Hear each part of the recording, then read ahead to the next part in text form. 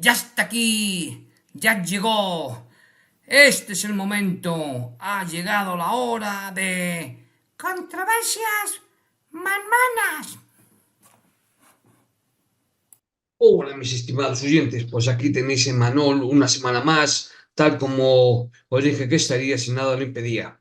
Espero que hayáis pasado unas buenas Navidades y que los Reyes Magos os hayan traído los regalos que pedisteis. Y si no, pues quizás el próximo año. Bueno, bien, esta semana hoy ya comenzamos con el libro de Padre Peplar, una voz de amonestación, ¿eh? Un libro que en la iglesia en su día fue considerado de gran estima. Bien, sin más preámbulos, voy a compartir pantalla y vamos a ver el libro en cuestión. Vamos allá. Pues este es el libro. Voy a quitar aquí. Bien. Una buena amonestación e introducción para todo el pueblo. Una declaración de la fe y doctrina de la Iglesia de Jesucristo de los Santos Últimos Días. Es decir, una declaración de la fe y la doctrina de la Iglesia, no de Padre Pepra, ¿de acuerdo? Escrito por Padre Pepra, el cual ya habéis visto la foto. ¿Eh? Página 2. Y dice, vamos a estar con este libro 7 semanas aproximadamente. ¿Eh? Tiene 155 páginas, como veis aquí. ¿Eh? Introducción. Uno de los obstáculos más grandes que impiden la propagación de la verdad en cualquier época del mundo es la corriente de la opinión pública. En cuanto llega un rayo de luz al mundo, sea la edad que fuere, inmediatamente se topa con las tradiciones y costumbres profundamente arraigadas de los hombres y con sus opiniones o con algún artificio religioso, de modo que igual que los efesios se reúnen para aconsejarse respecto de lo que han de hacer para evitar que se hable mal de su diosa, sea despreciada su majestad, quede abandonado su templo y peor todavía, ponga en peligro su negocio que les proporciona su ganancia. Recordemos lo que acaeció a los apóstoles al oponerse a los caminos judíos, a las supersticiones gentílicas, en una palabra, cuando tuvieron que contender con toda la organización religiosa que se hallaba sobre la tierra. Evoquemos el popular clamor: si le dejamos así, si lo dejamos, todos creerán en él, y vendrán los romanos y quitarán nuestro lugar y la nación. Estos que alborotan el mundo también han venido. ¿Podremos saber que sea esta nueva doctrina que dices? Porque pones en nuestros oídos nuevas cosas. Estos hombres alborotan nuestra ciudad y predican ritos, los cuales no nos es lícito recibir ni hacer, pues somos romanos. ¿Qué quiere decir este palabreo? Parece que es predicador de nuevos dioses y muchas otras expresiones semejantes.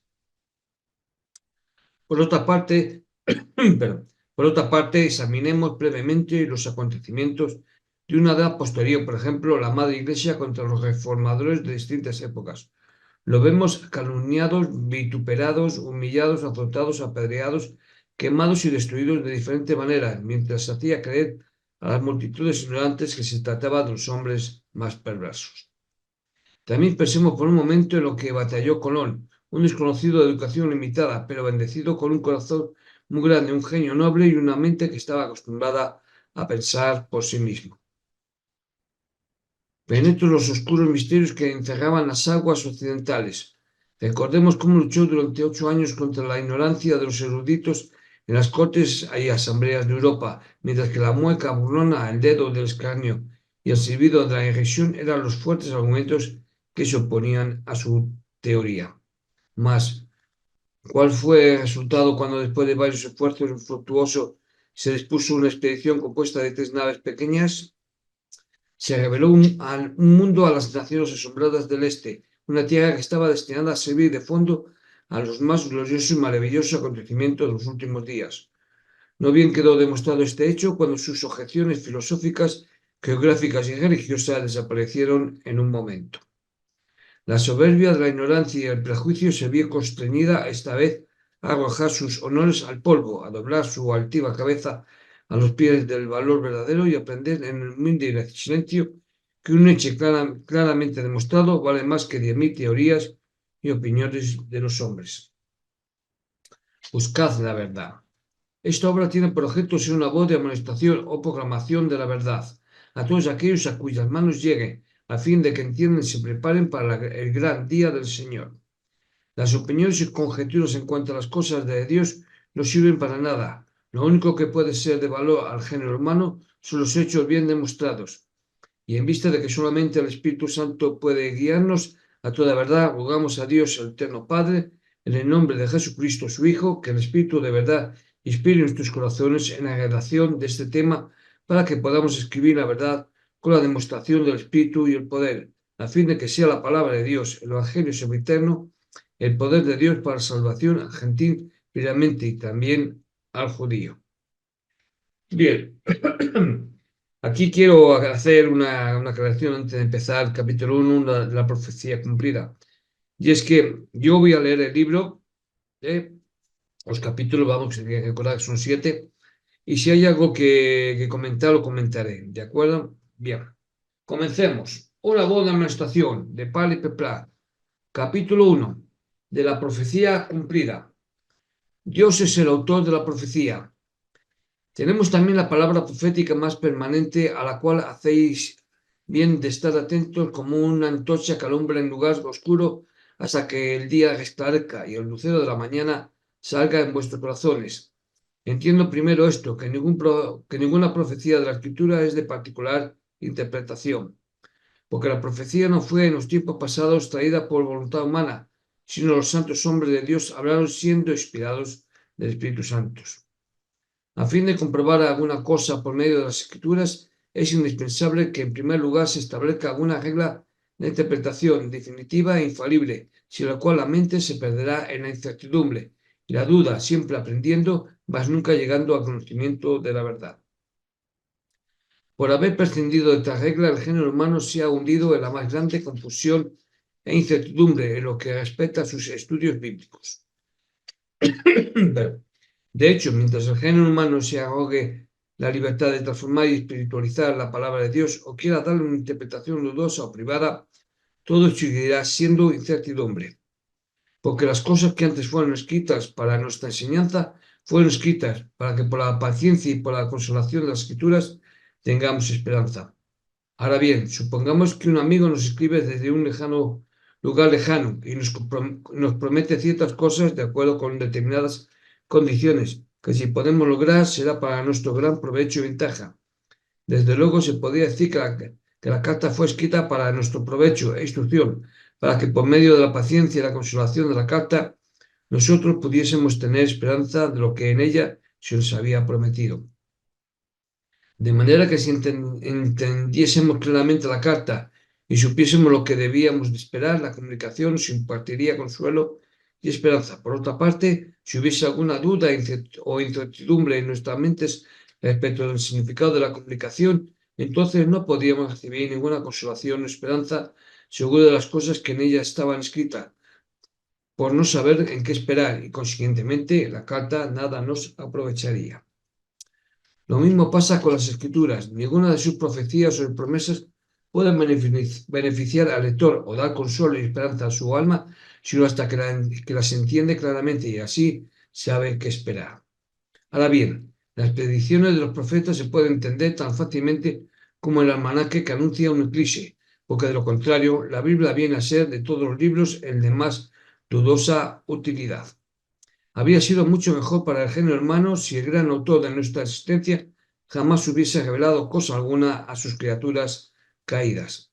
En lugar de revelarse un libro que los dejaría en la duda y la incertidumbre para contender uno con otro de generación en generación respecto al significado de su contenido. Nadie puede negar que esta duda y contención han existido por siglos. Los sabios y los instruidos han diferido y aún difieren mucho el uno y el otro en lo que respecta al entendimiento de las profecías. ¿De dónde surgió esta diferencia? Una de dos, o la revelación es deficiente o el hombre está en error. Pero decir que la revelación es deficiente significa tachar a Dios de obrar con imperfección, cosa absurda. La falta debe estar en el hombre. Existen dos causas o motivos grandes en esta ceguedad que me propongo presentar enseguida. La necedad de la interpretación privada. En primer lugar, el género humano ha supuesto que no se tuvo por objeto que la inspiración directa del Espíritu Santo continuase en la Iglesia por todas las edades, sino que se limitó a los tiempos primitivos. Pues habiendo quedado lleno del canon de las cosas necesarias, la gente ya no precisaba del Espíritu que guía toda verdad. Por tanto, trataron de entender conforme a su propia sabiduría y su propia erudición aquello que solo podía entenderse claramente por el Espíritu de verdad, porque nadie conoció las cosas de Dios sino el Espíritu de Dios. En segundo lugar, habiendo perdido el espíritu de la inspiración, empezaron a establecer sus propias opiniones, tradiciones y mandamientos, dando significados e interpretaciones privados a la palabra escrita, en lugar de aceptar lo que estaba escrito, y desde el momento en que se apartaron de su significado literal, la opinión o interpretación de un hombre llegó a valer tanto como la de otro, ya que todos se creían con la misma autoridad. Y así nacieron todas las tinieblas y equivocaciones relacionadas con estos puntos que han agitado al mundo durante estos últimos 18 siglos. Un mandamiento de valor incalculable. Entre la variedad de objetos que ocupan la atención del género humano, hay uno que es de mayor valor que todos los demás. Es un principio que, cuando se llega a poseer, ayudará muchísimo a obtener todas las otras cosas que vale la pena poseer, ya sea poder, bienes, riquezas, honores, tronos o dominios. Son pocos comparativamente los que lo han tenido. Ha estado al alcance de muchos otros, pero estos no se dieron cuenta de su existencia o no conocieron su valor. Ha obrado maravillas por los pocos que lo han poseído. A algunos les permitió escapar de ser ahogados, mientras que a toda alma que no lo tenía se perdió en las profundidades. A otros salvó del hambre, mientras miles parecían alrededor de ellos. Con su ayuda, los hombres frecuentemente han sido elevados a posiciones de dignidad en la nación. Más aún, algunos han ascendido a los tronos de los imperios. Por haberlo poseído, algunos han subido en ocasiones desde el calabozo hasta el palacio, y ha habido casos en que aquellos que lo tenían fueron librados de las llamas mientras eran consumidas las ciudades en las que perecía toda alma viviente, salvo ellos. Frecuentemente, cuando el hambre o la espada han destruido una ciudad o nación, solo aquellos que la poseyeron pudieron escapar ilesos. Al llegar a este punto, el lector tal vez preguntará: ¿qué puede ser esa cosa? Hacénoslo saber para comprarla, aunque tengamos que sacrificar cuanto poseamos en la tierra. Este tesoro, querido doctor, es la presciencia, el conocimiento de cosas futuras.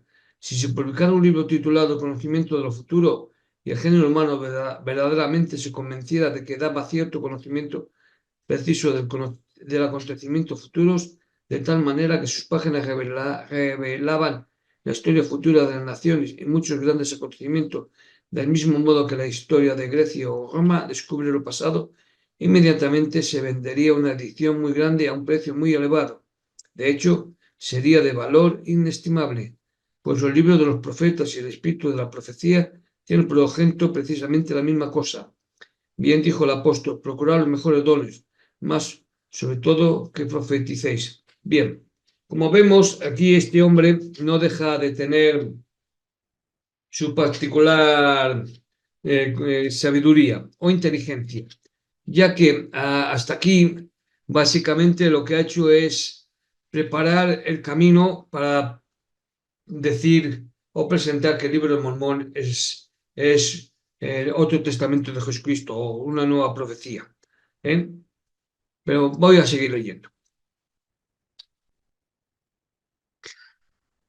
La regla de la interpretación bíblica. Habiendo dicho esto, entremos en el ancho y extenso campo que yace ante nosotros para buscar los tesoros de sabiduría y conocimiento que han estado brillando por siglos como luz en un lugar oscuro. Exploraremos unas regiones que para muchos son desconocidas. Contemplaremos las glorias que por todos lados se abren y se ofrecen a nuestra vista, y festejaremos con un conocimiento que, por motivo de su naturaleza, tiene como objeto ensanchar el corazón, exaltar la mente, elevar los afectos naturales sobre las cosas pequeñas, viles y mezquinas del mundo, y hacer a uno sabio para salvación. Pero ante todo establezcamos la regla definitiva de interpretación. Para ello no dependeremos de ningún hombre comentario, porque el Espíritu Santo ya ha instituido dicha regla por boca de San Pedro, entendiendo primero esto que ninguna profecía de la Escritura es de particular interpretación. Y vuelve otra vez a lo mismo. ¿Eh? Las grandes divisiones de la profecía. Hay una división grande que siempre debemos tener presente en el estudio de la profecía, a saber, la distinción entre lo pasado y lo futuro. El lector debe determinar con cuidado cuál es la parte que se ha cumplido y cuál es la parte que queda por cumplir, y al mismo tiempo debe recordar que la regla establecida por Pedro, el apóstol Pedro, se aplica tanto a una como a la otra, de modo que si el curso de nuestro estudio descubrimos que cada una de las profecías que se han realizado hasta el tiempo presente han tenido un cumplimiento literal, la deducción lógica es que toda profecía que todavía está por verificarse no carecerá de un cumplimiento literal. Principiemos por los días de Noé. En Génesis leemos, y yo he aquí que yo traigo un diluvio de agua sobre la tierra para destruir toda carne en que haya espíritu de vida debajo del cielo. Todo lo que hay en la tierra morirá. En los siguientes versículos el Señor da mandamiento a Noé de entrar en el arca y llevar consigo animales de toda especie, etc. Y en el versículo 22 se dice, e hizo así Noé, hizo conforme a todo lo que Dios le mandó. Mucho le valió a Noé no estar versado en los sistemas de espiritualizar de la teología moderna, pues de haberse hallado bajo su errónea influencia, jamás se habría creído que a tal maravillosa profecía podría aplicársele un significado en cumplimientos literales. Seguramente que no, porque le habrían dicho que el diluvio se refería a un diluvio espiritual y el arca a un arca espiritual, y si hubiese pensado lo contrario, enseguida lo habrían tachado de fanático, bribón o necio. Pero sucedió que fue suficientemente sencillo para aceptar la profecía literalmente.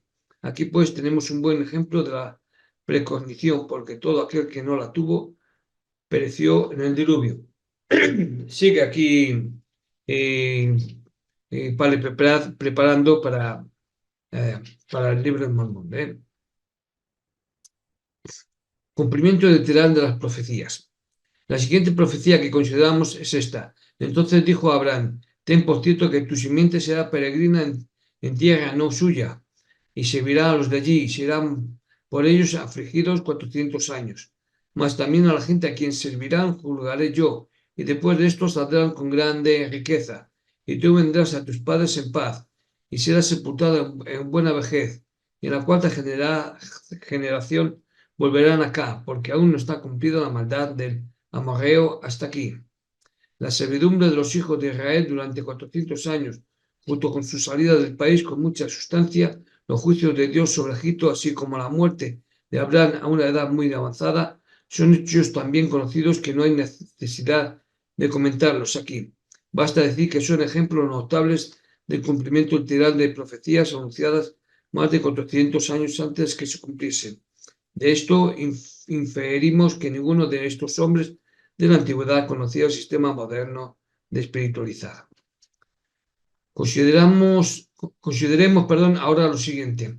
Y dijeron los varones a Lot. Bueno, como veis, Padre Peprán está valiéndose del Antiguo Testamento, desde Génesis en adelante, para presentar, digamos, su tesis, su planteamiento. Bueno, sigo leyendo. ¿Tenéis aquí alguno más?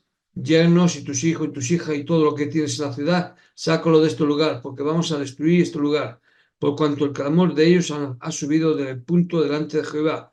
Por tanto, Jehová nos ha enviado para destruirlo.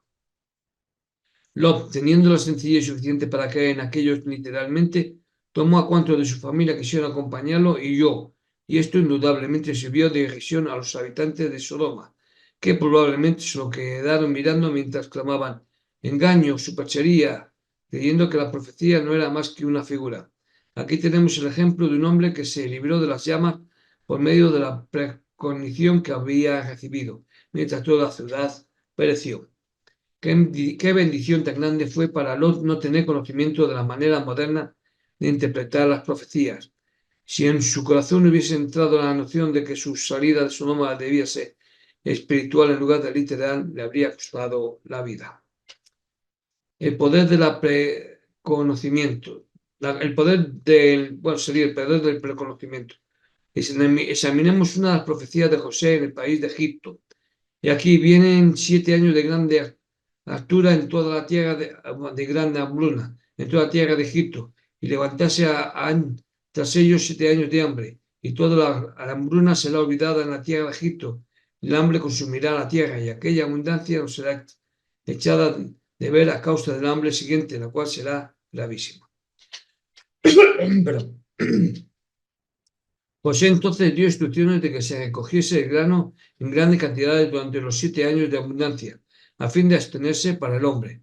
Y Faraón, no teniendo mayor conocimiento que sus predecesores en lo que concernía a la escuela de la teología moderna, jamás pensó en dar aquello sino la interpretación más literal. De modo que junto con José fue el instrumento en las manos de Dios para salvar del hombre no solo a su nación, sino a la casa de Israel, perdón. Este es otro notable ejemplo del poder de la precognición. No solo protegió del hambre, sino que elevó a José de la prisión al palacio, de la más baja degradación al honor supremo, y tanto así que se pregonaba delante de él, doblar la rodilla. Pero qué mortandad y lamentación habría resultado si hubiese decidido que se trataba de un hombre espiritual y ciego espiritual. Habiendo presentado algunos ejemplos claros de las edades más remotas, nos referiremos de paso a algunos de los más destacados conocimientos proféticos, junto con su cumplimiento, hasta llegar a los profetas judíos, donde se ensancha el campo de la profecía, y en su progreso entabla relación con los acontecimientos más sobresalientes de todas las edades, y termina en una visión completa de las primeras glorias de los últimos días. Cumplimiento de las profecías en Israel. Un caso notable concerniente a Elías el profeta fue que profetizó a Acaz que no llovería durante más de 3 años, cosa que se cumplió de acuerdo con su palabra. Tenemos también el caso igualmente extraordinario de Hazael, el sirio, que vino a Eliseo a pedirle que preguntara al Señor concerniente a su amo y al rey de Siria, que se hallaba enfermo. El varón de Dios se lo quedó mirando y empezó a llorar. Entonces díjole a Hazael: ¿por qué llora mi señor? Respondió Eliseo: Jehová me ha mostrado que tú has de ser rey de Siria. Entonces le descubrió las crueldades que practicaría contra Israel, demasiado horribles para detallar aquí. Y Hazael, asombrado de aquellas cosas que se profetizaban acerca de él, se llenó de espanto y exclamó sorprendido: ¿por qué es tu siervo perro que hará esta gran cosa? Sin embargo, causa admiración ver que todo se cumplió al pie de la letra.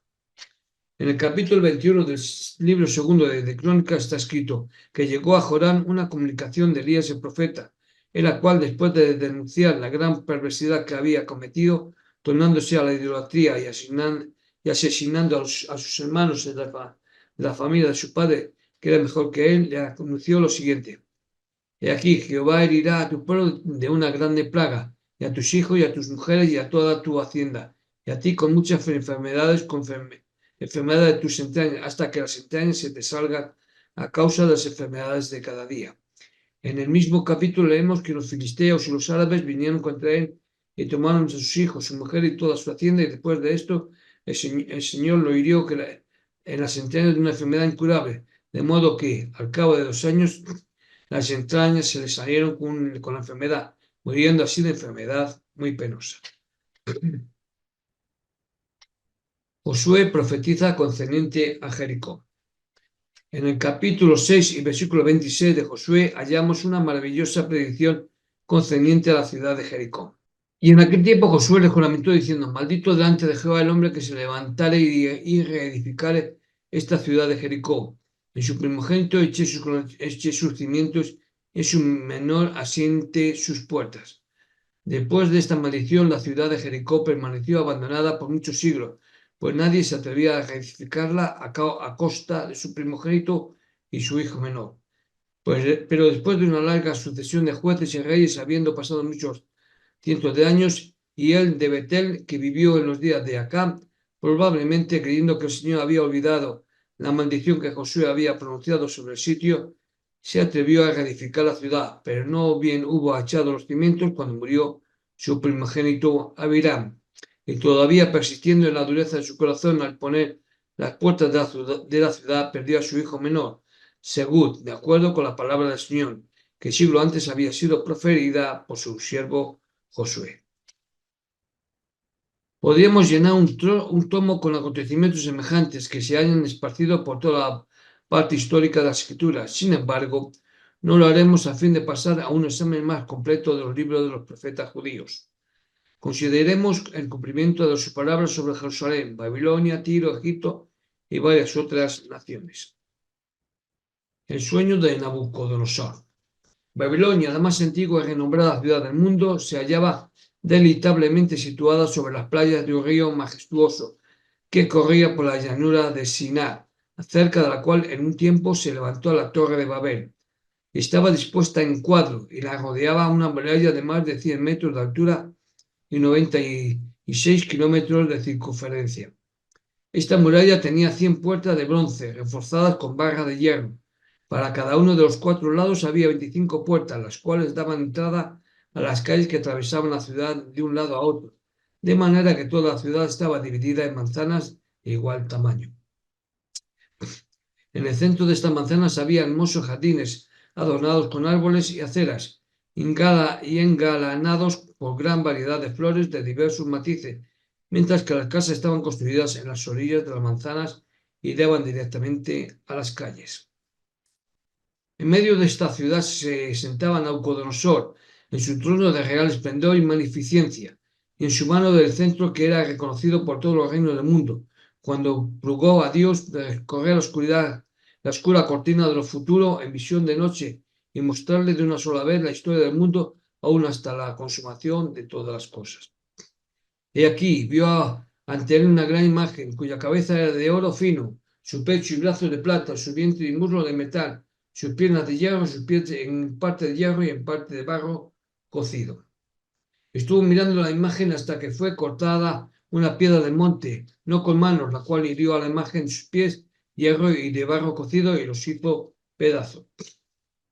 Entonces también fue desmenuzado el hierro, el metal, la plata y el oro, y se volvieron como el tamo en las eras del verano. Y los levantó el viento y nunca más se les halló lugar. Pero la piedra que hirió a la imagen se convirtió en un gran monte que llenó toda la tierra. Cuando fue llevado Daniel ante el rey para que declarase el sueño y la interpretación, el profeta exclamó: hay un Dios en los cielos, el cual revela los misterios, y él ha hecho saber al rey Nabucodonosor lo que ha de acontecer a cabo de días. Daniel interpreta el sueño de Nabucodonosor. Entonces, después de referir el sueño, manifestó lo siguiente: tú, oh rey, eres el rey de reyes, porque el Dios del cielo te ha dado reino, potencia y fortaleza y majestad. Y todo lo que habitan hijos de hombres, bestias del campo y aves del cielo, él ha entregado en tu mano, y te ha hecho soñaría sobre todo ello. Tú eres aquella cabeza de oro. Y después de ti se levantará otro reino menor que tú, y otro tercer reino de metal, el cual se enseñoreará de toda la tierra. Y el reino cuarto será fuerte como el hierro, y como el hierro desmenuza y dona todas las cosas, y como el hierro que quebranta todas estas cosas, desmenuzará y quebrantará. Y lo que viste de los pies y los dedos, en parte de barro y cocido del alfarero y en parte de hierro, el reino será dividido, mas habrá en él algo de fortaleza de hierro, según que vistes el hierro mezclado con el tiesto de barro. Y por ser los dedos de los pies en parte de hierro y en parte de barro cocido, en parte será el reino fuerte y en parte será frágil. Cuanto a aquello que vistes, el hierro mezclado con tiesto de barro, mezclaránse con simiente humana, mas no se pegarán en el uno con el otro, como el hierro no se mixtura con el tiesto. Y en el día de estos reyes levantará el Dios del cielo un reino que nunca más se corromperá, y no será dejado a otro pueblo este reino, el cual desmenuzará y consumirá todos estos reinos, y él permanecerá para siempre. De la manera que viste que del monte fue cortado una piedra, no con manos, la cual desmenuzó al hierro y a metal, al tiesto y a la planta y al oro, el gran Dios ha mostrado al rey lo que ha de acontecer o por venir, y el sueño es verdadero y fiel su declaración. El cumplimiento del sueño de Nabucodonosor. En esta vista panorámica que se nos da del asunto, vemos que no nos son presentados en sucesión primero el reino de Nabucodonosor, segundo los medos y los persas, que arrebataron el reino de Belsasar, y y tuvieron dominio sobre toda la tierra. Tercero, los griegos, bajo Alejandro Magno, quien conquistó el mundo y reinó en medio de Babilonia. Cuarto, el imperio romano, que subyugó a todas las cosas. Quinto, su división en los imperios de Oriente y Occidente, y su desmoronamiento o subdivisión final en los varios reinos de la época de la Europa moderna, representados por los pies y los dedos de los pies, en parte de hierro y en parte de barro cocido. Y por último, nos es presentado un reino completamente nuevo, organizado por el Dios del cielo en los últimos días o durante la época de los reinos representados por los pies y los dedos de los pies. Este último reino jamás iba a cambiar de rey, como había sucedido con todos los demás reinos que le habían precedido, ni tampoco iba a ser dejado a otro pueblo, iba a desmenuzar a todos los demás reinos y permanecer para siempre. Muchos suponen que este último reino a que se hace referencia es el reino de Dios, pero se organizó en los días de Cristo o sus apóstoles. Pero el mayor disparate no podía existir, pues el reino de Dios no se estableció en la época de Cristo o sus apóstoles, no desmenuzó a ninguno de los reinos del mundo. Al contrario, se hizo la guerra contra él y fue vencido como cumplimiento de las palabras de Daniel 7:21. Y veía yo que este cuerno hacía guerra contra los santos y los vencía. Y también el versículo 22. Hasta tanto que vino el anciano de grande edad y se dio juicio a los santos del Altísimo. Y vino el tiempo y los santos poseyeron el reino. Igualmente el 27. Y que el reino y el señorío y la majestad de los reinos debajo de todo el cielo se ha dado al pueblo de los santos del Altísimo, cuyo reino es el reino eterno, y todos los señoríos le servirán y obedecerán. El reino de Dios será establecido. En la revelación de Juan está escrito, y le fue dado hacer guerra contra los santos y vencerlos, y también le fue dada potencia sobre toda tribu y pueblo y lengua y gente.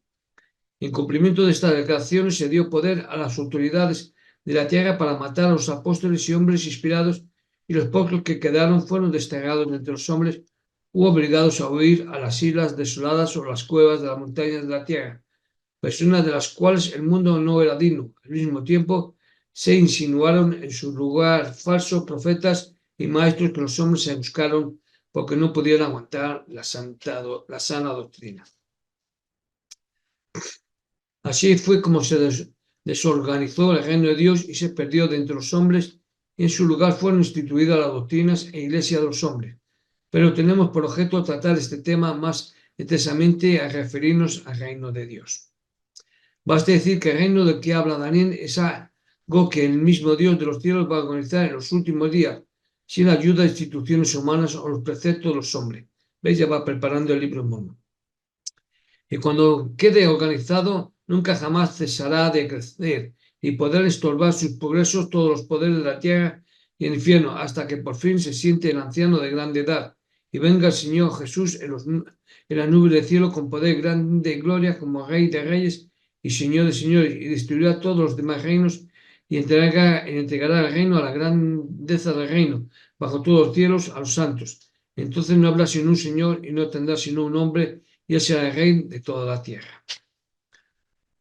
Volvamos ahora a Nabucodonosor, que el Señor por boca de Jeremías llama a su siervo para ejecutar su juicio sobre las naciones. Parece que el Señor ensalza a este gran hombre y lo hizo rey de reyes y señor de señores, y lo armó con su propia espada y lo invistió con poder y autoridad, con el expreso fin de ejecutar sus juicios y azotar y humillar a todas las naciones de la tierra. El capítulo 25 de Jeremías dice que el Señor tenía propuesto llevar a Nabucodonosor y a su ejército contra las naciones circunvecinas, a fin de asolarlas y tenerlas cautivas durante 70 años. Y después de 70 años se volverían y castigarían al rey de Babilonia y a su nación por causa de sus iniquidades.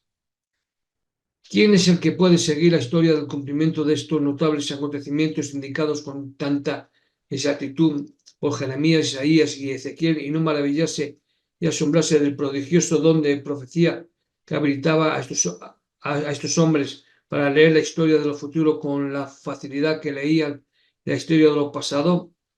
Por cierto, es difícil que el que en estos días se ponga a leer la historia de los babilonios, medos y persas, griegos, romanos y egipcios, junto con la de los judíos, llega a estar más familiarizado con los acontecimientos verificados en estas naciones que los profetas que lo anunciaron 70 años antes.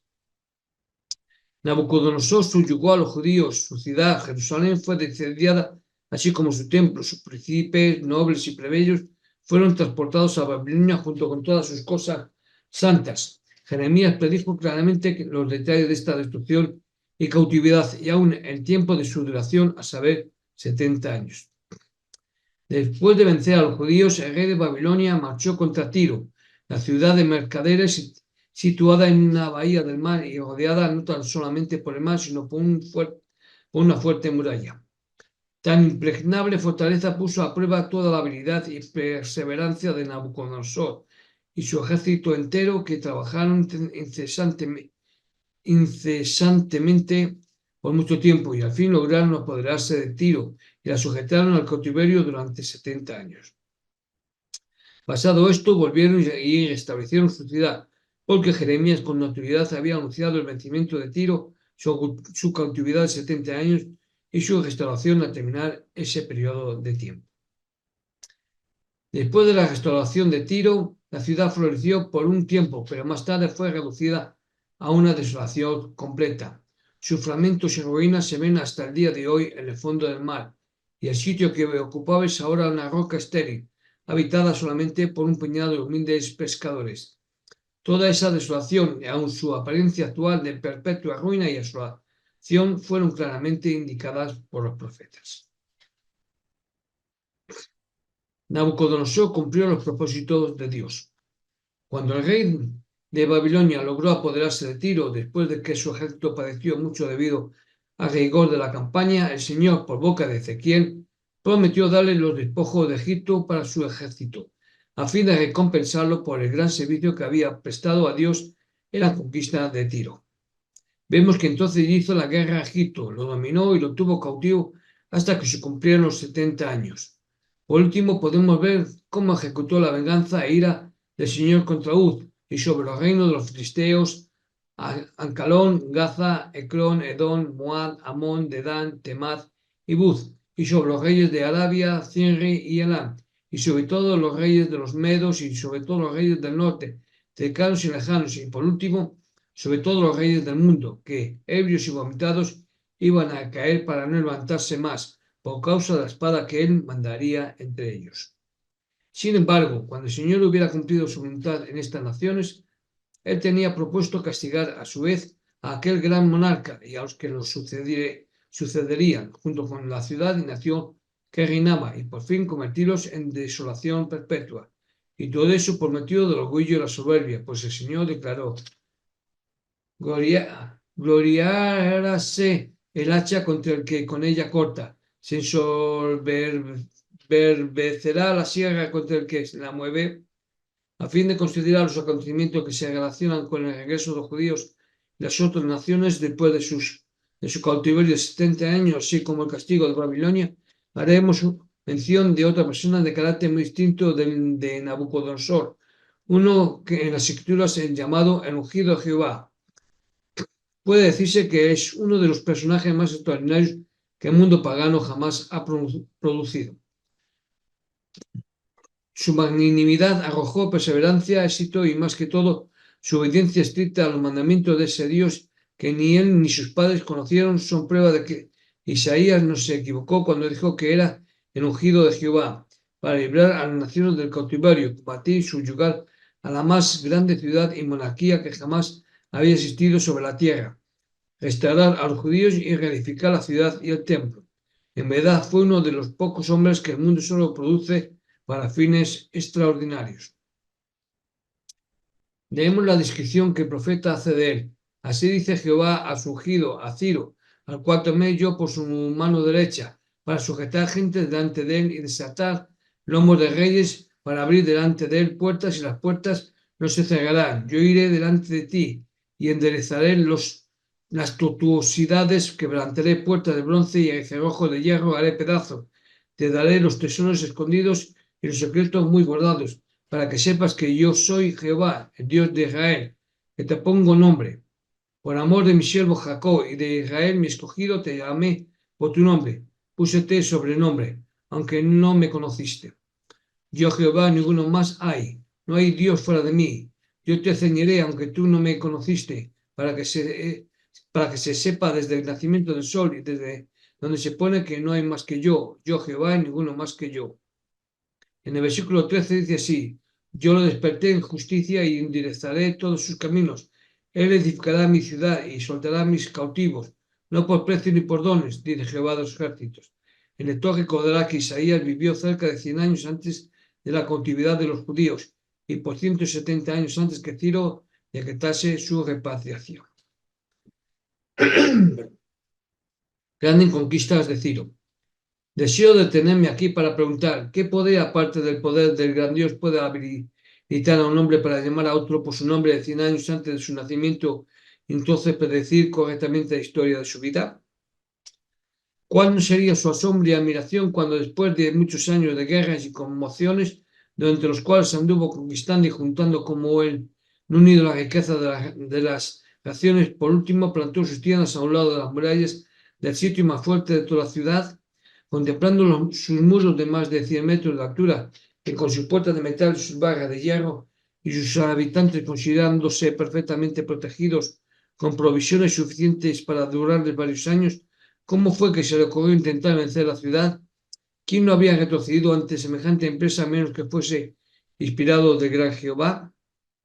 Habiendo desviado el Éufrates de su cauce, entró bajo las murallas de la ciudad por el lecho seco del río y se hizo dueño de la ciudad sin ninguna dificultad, pues el rey Belsasar, después de emborracharse con sus príncipes y concubinas, había hecho sacar los vasos de la casa del Señor que su padre había llevado de Jerusalén para beber en ellos. Al ver la escritura sobre la pared, le habían batido de terror las rodillas, uno contra la otra.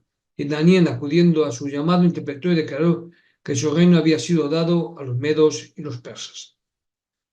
Luego que hubo sujetado esa grande monarquía, Ciro se sentó sobre el trono de reinos y habiendo conocido a Daniel, este indudablemente le habló de los anales judaicos. Entonces fue revelado el arcano y pudo ver que Dios lo había llamado por su nombre y que el Todopoderoso lo había aprestado para la lucha y lo había orientado en todo su trabajo. Así pudo entender por qué cayeron en su mano los tesoros de la tierra y por qué desfallecían delante de él los reyes y por qué se habían abierto ante él las puertas de metal y fueron despedazadas las barras de hierro. Fue para que supiera que había Dios en Israel y que no había otro y que todos sus ídolos eran como nada, y así pudiese también restaurar a los judíos y reconstruir su ciudad y templo y cumplir la voluntad de Dios sobre Babilonia. Ciro decreta la edificación del templo. Consiguientemente, Ciro pidió su proclamación a los judíos que volviesen a su país y a las demás naciones que les ayudaran en la reconstrucción, pues, dijo él, Dios me ha mandado edificarle en su casa en Jerusalén. Esdras dice lo siguiente, así ha dicho Ciro, rey de Persia, Jehová Dios de los cielos me ha dado todos los reinos de la tierra y me ha mandado que le edifique casa en Jerusalén que está en Judá. ¿Quién hay entre vosotros de todo su pueblo?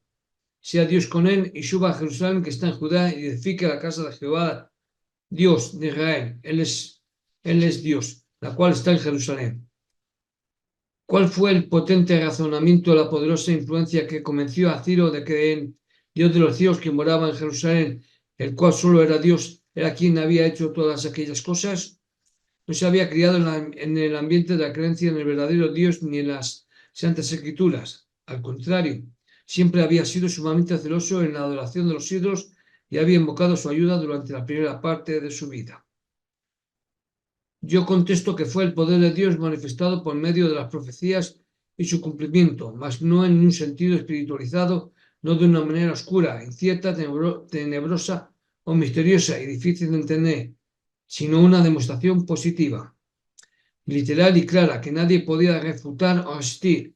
Isaías declara que eso era lo que el Señor tenía propuesto cuando revelaba sus hechos tan patentemente, y Ciro nos manifiesta que produjo el efecto deseado.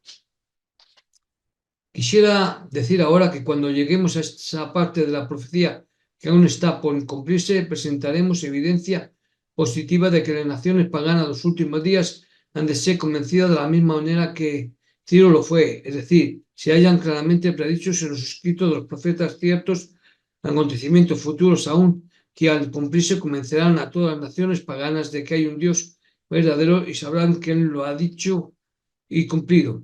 Y todos los grandes y todos los sabios de la cristiandad y todas las sociedades que no den la palabra profética una interpretación literal serán confundidos y se verán obligados a admitir que todo ha sucedido así como está escrito. Desolación eterna de Babilonia. Pero volvamos a nuestra investigación de las profecías y su cumplimiento. Los profetas no tan solo predijeron la conquista de Babilonia por Ciro, sino también señalaron su destino por todas las ciudades y la vieron reducida a una desolación completa, que nunca jamás volvería a ser habitada, ni transitoriamente por árabes errantes, y Babilonia nunca más será habitada ni hincará allí tienda el árabe. El señor José Wolfe, célebre misionero judío, mientras viajaba en Caldea, preguntó a los árabes si plantaban sus tiendas entre las ruinas de Babilonia. Le respondieron negativamente, declarando que tenían miedo de que el espíritu de Nimrod los espantase si lo hacían, de manera que se han cumplido todas las profecías respecto de esa gran ciudad. Edom es otro notable ejemplo del cumplimiento de las claras y directas predicciones de los profetas. Estas profecías fueron declaradas contra Edom en una época en que su suelo sumamente fértil se hallaba bajo cultivo y en toda su extensión había prósperas aldeas y ciudades. Pero ahora sus ciudades se han convertido en montones de ruinas desoladas, en las que solamente viven lechuzas y cuervos, animales salvajes, serpientes, etc. Y sus tierras se han vuelto áridas. El Señor ha extendido sobre ellas el cordel de destrucción y niveles de asolamiento y ha quedado desolada de generación en generación en cabal cumplimiento de la palabra profética anunciada por boca de sus siervos. La visión de Daniel y su interpretación. Vamos ahora a considerar de paso la visión de Daniel, que se halla en el 8º capítulo de sus profecías concerniente al carnero y al macho cabrío. Convendría que el lector considerase y leyese todo el capítulo, pero notaremos con particularidad la interpretación que le fue dada por Gabriel. Y dijo: he aquí yo te enseñaré lo que ha de venir en el fin de la ira, porque al tiempo se cumplirá. Aquel carnero que viste que tenía cuernos son los reyes de Media y de Persia. Y el macho cabrío es el rey de Javán, y el cuerno grande que tenía entre sus ojos es el rey primero, y que fue quebrado y sucedieron 4 en su lugar. Significa que 4 reinos sucederán de la nación, mas no en la fortaleza de él. Y al cabo del imperio de estos, cuando se cumplirán los prevaricadores, levantaráse un rey altivo de rostro y entendido en dudas, y su poder se fortalecerá, mas no con fuerza suya, y destruirá maravillosamente y prosperará, y hará arbitrariamente y destruirá a fuertes y al pueblo de los santos, y con su sagacidad hará prosperar el engaño en su mano, y en su corazón se engrandecerá, y con paz destruirá a muchos, y contra el príncipe de los príncipes se levantará, mas sin mano será quebrantado. En esta visión se hace referencia primeramente a los medos y persas antes de ser conquistados por Alejandro Magno, rey de Grecia. Es bien conocido el hecho de que este imperio se hizo grande y extendió sus dominios después de la muerte de Daniel, hacia el oeste, al norte y al sur, de modo que nadie pudo resistirlo hasta que Alejandro, rey de Grecia, llegó del oeste con un ejército pequeño de hombres escogidos y se lanzó contra los persas, que se hallaban al otro lado del río.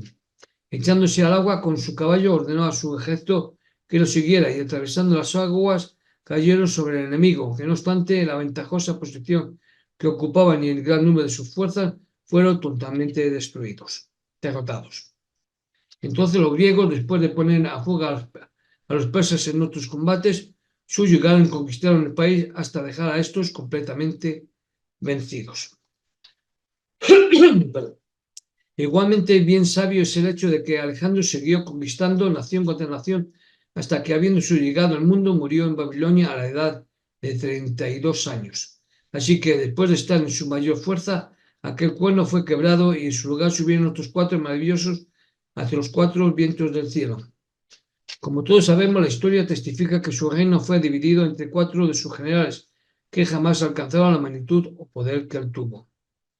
En los posteriores días del dominio de estos, habiendo llegado a su punto culminante la transgresión de los judíos, El poder romano destruyó la nación judaica, tomó a Jerusalén e hizo cesar el continuo sacrificio, y no solo eso, sino que más tarde destruyó el pueblo grande y santo, es decir, los apóstoles y cristianos primitivos que murieron por órdenes de Roma. La preconización profética viene de Dios. Quisiera preguntar ahora, ¿acaso la historia ha hecho una relación más clara de acontecimientos ya transcurridos en el país que sea que la visión de Daniel respecto de sucesos que en esa época eran todavía futuros, algunos de los cuales iban a tardar algunos siglos en realizarse, revelando así acontecimientos que la perspicacia humana nunca podía haber previsto? El hombre, por medio de su propia sagacidad, podrá realizar muchas cosas.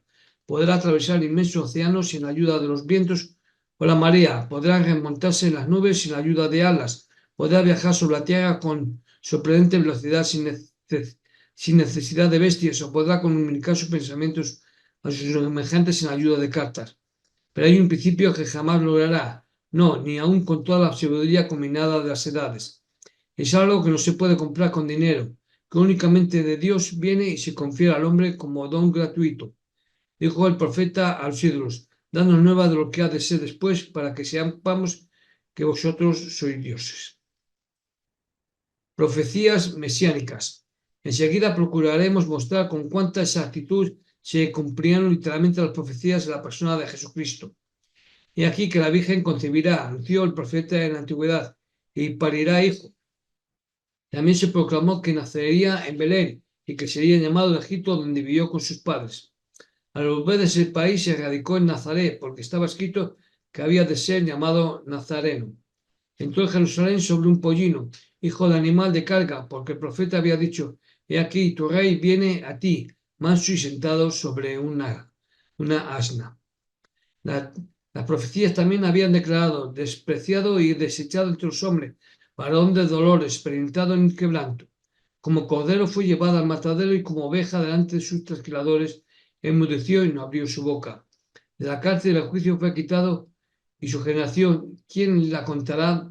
Porque cortado fue de la tierra de los vivientes. Herido fue por nuestras rebeliones, morido por nuestros pecados, y por su llaga fuimos nosotros sanados. Dispúsose con los impíos su sepultura, mas con los ricos fue en su muerte. En igual manera se profetizó que ninguno de sus huesos sería quebrantado, echaría suerte sobre sus vestidos, le darían de beber hiel y vinagre, sería vendido por 30 piezas de plata, y por último, cuando ya todo fuese consumado, reposaría en la sepultura hasta el tercer día para levantarse triunfante sin que su cuerpo viese la corrupción. Cumplimiento integral de la profecía mesiánica. Pues bien, si hubiésemos acompañado a nuestro querido Redentor durante su vida en la tierra y con toda diligencia hubiésemos escrito las circunstancias particulares de su vida y muerte tal como iba ocurriendo, nuestra narración no sería más clara que la de los profetas declararon siglo antes que él naciese. Eso no es verdad. Sí, me explico.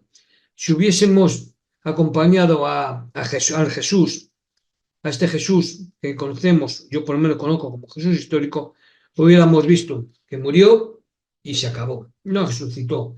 Pero claro, tiempo después, Pablo y los más evangelistas, es decir, Marcos, Mateo, Lucas y después Juan, hicieron una narración con acontecimientos que ya conocían, que ya se sabían. Solo, en fin, no voy a entrar en cuestiones. Bien, continúo leyendo. Hay una cosa relativa a la manera en que los apóstoles interpretaban las profecías que merecen nuestra atención, y es que ellos no hacían sino citarlas, entonces testificar de su cumplimiento literal. Haciendo esto, pudieron inculcar estas verdades en el corazón de la gente que se reunía en las sinagogas judías, y con pruebas tan convincentes que aquellos que los escuchaban se habían sostenidos a creer que el supuesto impostor que habían crucificado era realmente el Mesías. Pero si acaso se les hubiese ocurrido dar una predicación más simbólica o incierta, como los teólogos de la actualidad, todo se había vuelto incertidumbre y duda, y la demostración habría desaparecido de la tierra. Bien, quiero hacer constar aquí que en la época de Jesús, en el siglo I, es decir, no estaba permitido a los rabinos escribir escrituras escritura sagrada, ya que toda escritura sagrada provenía de Dios. ¿De acuerdo? Entonces, en la época de Jesús no se escribió nada de los acontecimientos que supuestamente Jesús hizo. Ya digo, luego ya cuando llegó Pablo, él sí supuestamente recogió los datos de estos hechos, pero bueno, sí, no voy a entrar porque sí, el que quiera conocer más sobre Pablo, pues y tengo un vídeo sobre ello. Bien, profecía concerniente a Jerusalén. Habiendo examinado a los profetas del Antiguo Testamento en lo que concierne a las profecías y su cumplimiento, y habiendo claramente mostrado que no era otro sujeto sino el de un cumplimiento literal, el investigador podrá preguntar si la misma cosa se aplica a las predicciones que encierra el Nuevo Testamento. Por consiguiente, citaremos del Nuevo Testamento algunos ejemplos importantes de las profecías y su cumplimiento. Hecho esto, nos hallaremos preparados para entrar en el vasto campo de lo que aún está por cumplirse. Una de las profecías más notables de las Santas Escrituras se halla en Lucas. Y cuando viereis a Jerusalén cercada de ejércitos, sabed entonces que su destrucción ha llegado. Entonces los que estuvieren en Judea huyan a los montes, y los que en medio de ella váyanse, y los que estén en los campos no entren en ella, porque estos son días de venganza, para que se cumplan todas las cosas que están escritas. Mas hay de las preñadas y de las que crían en aquellos días, porque habrá apuro grande sobre la tierra, irán en este pueblo, y caerán a filo de espada, y serán llevados cautivos a todas las naciones, y Jerusalén será hollada de los gentiles hasta que los tiempos de las gentes sean cumplidos. Jerusalén fue hollada de los gentiles. Esta profecía se refiere al destino de Jerusalén, el templo y toda la nación judía durante 18 siglos, por lo menos. Como en el año 70 el ejército romano cercó a Jerusalén, los discípulos se acordaron de la advertencia que 40 años antes les habían hecho su Señor y Maestro y huyeron a las montañas. Fue tomada la ciudad de Jerusalén después de un largo y pesado sitio durante el cual los judíos fueron diezmados por el hambre, la pestilencia y la espada. Llenaban las casas con sus muertos por carecer del lugar donde enterrarlos, mientras que las mujeres comían a sus propios hijos por no tener alimentos. Perecieron en Judea en esta lucha cerca de 1,5 millones de judíos, además de los que fueron llevados cautivos. Su país fue asolado, les fue destruido su templo y el miserable resto fue esparcido entre todas las naciones de la tierra.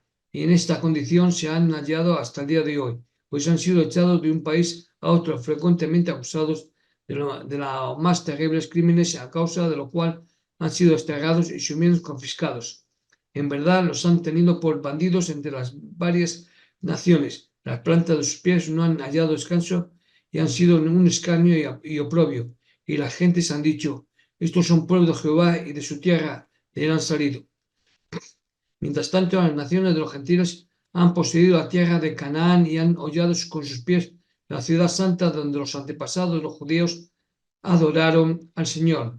Sin embargo, durante este largo cautiverio los judíos no han olvidado las promesas hechas concernientes a su restauración.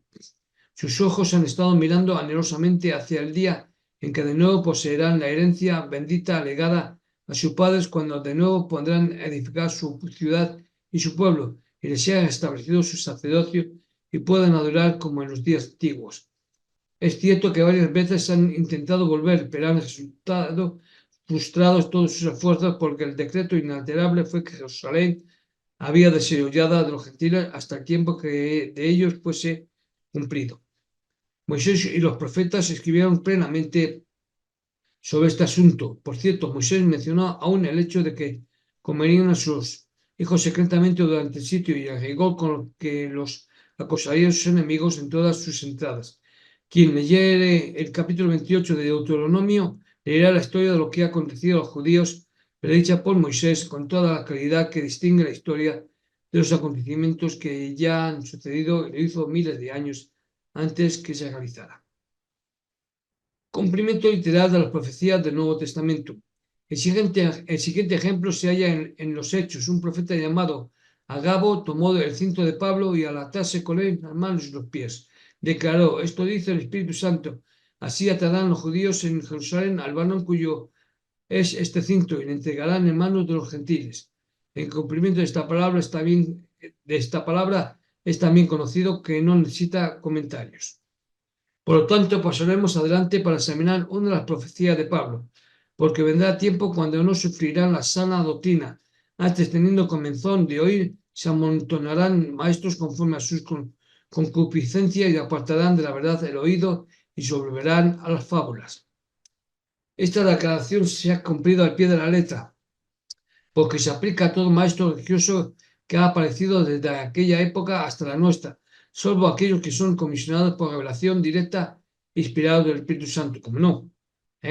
Pero a fin de convencer al lector de su cabal cumplimiento, no tenemos más que señalar al contable número de sacerdotes de la actualidad que predican por dinero y adivinan por precio, y que reciben su autoridad de sus semejantes. Y en cuanto a las fábulas a que se han tornado, no tenemos más que mencionar a las privadas y espiritualizadas interpretaciones que llegan a nuestros oídos desde casi toda imprenta y púlpito religioso.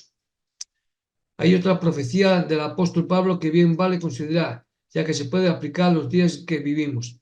Es la siguiente: esto también sepas, que en los posteriores días vendrán tiempos peligrosos, que habrá hombres amadores de sí mismos, avaros, vanagloriosos, soberbios, detractores, desobedientes a los padres, ingratos, sin santidad, sin afecto, desleales, calumniadores, destemplados, crueles, aborrecedores de lo bueno, traidores, arrebatados, hinchados, amadores de los deleites más que de Dios, teniendo apariencia de piedad, mas habiendo negado la eficacia de ella, y a estos evita.